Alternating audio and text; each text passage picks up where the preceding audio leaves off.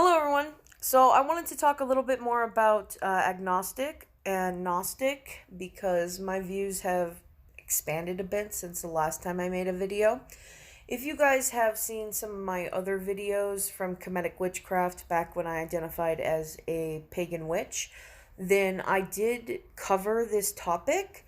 And I basically showed a chart like this and said that agnostic is the position that it's not possible to be 100% certain about a topic, such as God, for example, or the afterlife. So if I am an agnostic atheist, and I'm an agnostic atheist, then my position is that I'm not 100% certain there is or isn't a God. I'm an atheist because I'm inclined to believe, there's not enough evidence to support the notion of a God. But that's only part of what agnosticism is. And that sort of agnosticism kind of came about in recorded history during the 5th century BCE, where we have Sanjaya, who is a philosopher from India, who expressed doubts or agnosticism about the belief in an afterlife. We also have Protagoras around the same time, 5th century BCE, who was in Greece and was talking about his agnosticism on the existence of the gods.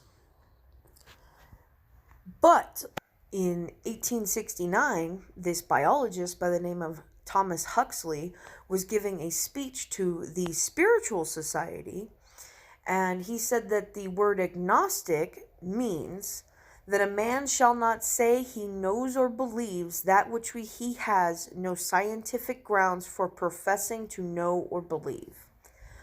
So basically, he's saying that the word agnostic means that you do not believe you can gain knowledge through supernatural origin, because the supernatural cannot be measured. It's not scientific. You cannot know anything that has not been scientifically shown to be accurate. You have to use science to properly deduce knowledge. Which I think is pretty fucking ballsy to say to the Spiritual Society. You're basically calling them a bunch of wackos, and that they have no rights, or they have no reason to believe that what they believe is actually true, because all of their so-called enlightenment came through supernatural origins, like spirits and gods. So good on him. You can wind up meaning that you're not 100% certain on a position. But agnostic can also mean that you don't believe you can get knowledge through supernatural origins. I happen to use agnostic both ways.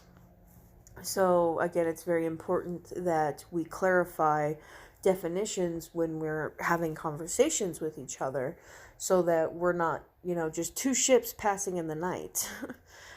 We want to be pretty precise when we're communicating and talking about God.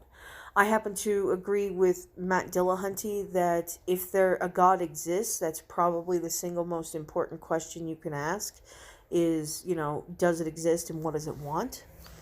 I know a lot of people have tried to answer this question over the thousands of years that we've been on this planet, and everyone seems to have a different notion of what this God wants, but this God isn't actually speaking for itself now, is it? So, yeah, I use agnostic both ways. I hope you found this enlightening. That's it for tonight, guys. Bye-bye.